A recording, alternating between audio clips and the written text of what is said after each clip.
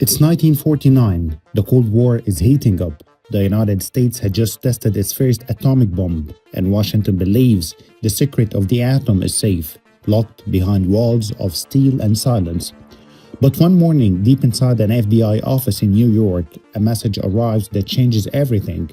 Somewhere, an American, not a Soviet agent, not a foreign spy, has been leaking a US nuclear secrets to Moscow.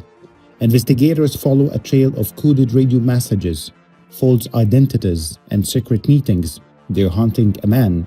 But when they finally close in, it's not a man at all. It's Lona Cohen, a middle-aged woman who works quietly in an office, blends in at a grocery store, and smiles politely at her neighbors. No one can ever guess she's carrying America's deepest nuclear secrets in a small tissue box in a New York train. How did she do it?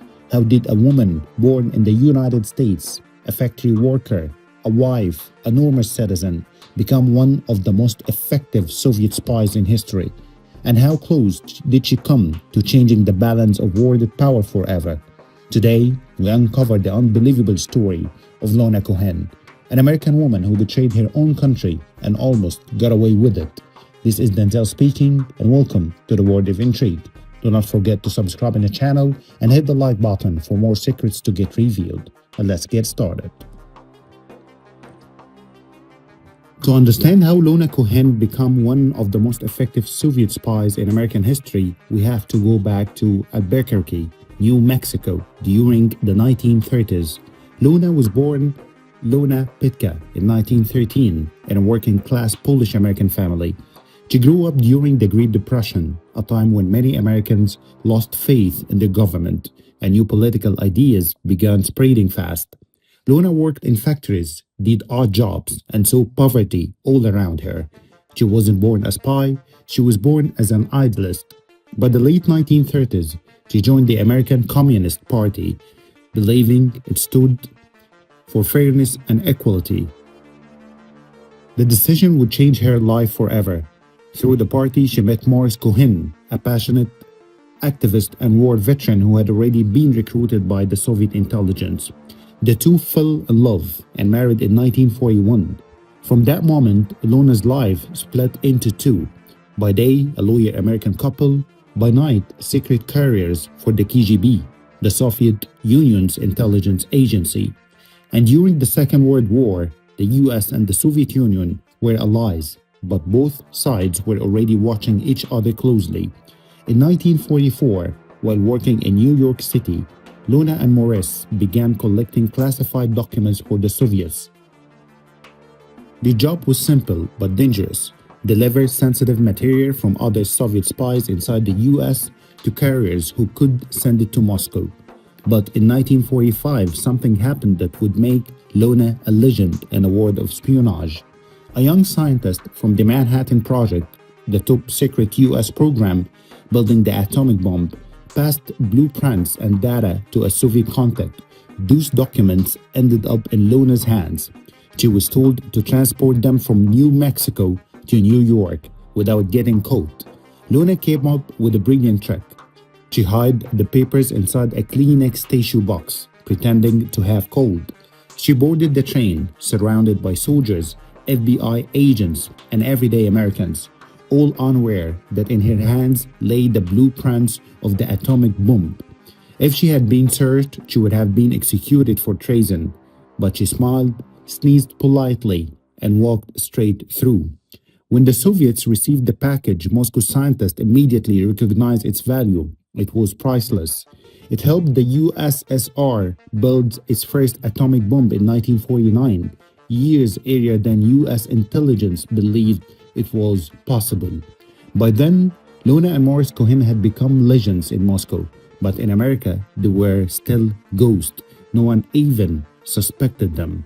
They had just committed one of the greatest acts of espionage in US history, and no one knew their names. By the early 1950s, the Cold War had turned into a silent battlefield. In Washington, the FBI and the CIA were desperate to uncover how the Soviet Union had developed the atomic bomb so quickly. America's leaders were furious and scared. Someone, somewhere, had betrayed them. In 1950, British cryptographers made a stunning breakthrough.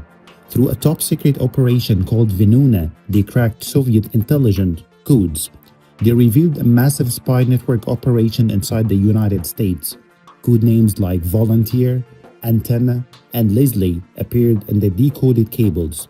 One of those names was Leslie, and she was Lona Cohen. The FBI did not know her real identity yet, but they were closing in. Agents began quietly tracking known Communist Party members, watching phone calls, checking mail, and tailing anyone linked to a suspicious contacts. Meanwhile, the Cohens kept doing what they did best, staying invisible.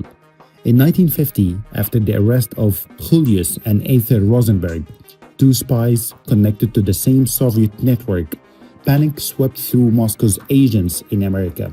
The Cohens knew their time was running out. They packed what little they could carry, fake passports, code notes, and cash, and disappeared. But they didn't go to Moscow. Instead, they used new identities and fled to Mexico, and from there to Eastern Europe, eventually landing on Warsaw, Poland. To the FBI, they had simply vanished off the map. For years, they lived under Soviet protection.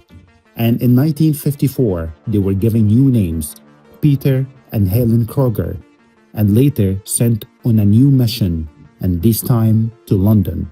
Their cover story, antique book dealers. In reality, they were spies once again, part of a Soviet spy ring known as the Protland Spy Network, operating right under the nose of the British intelligence.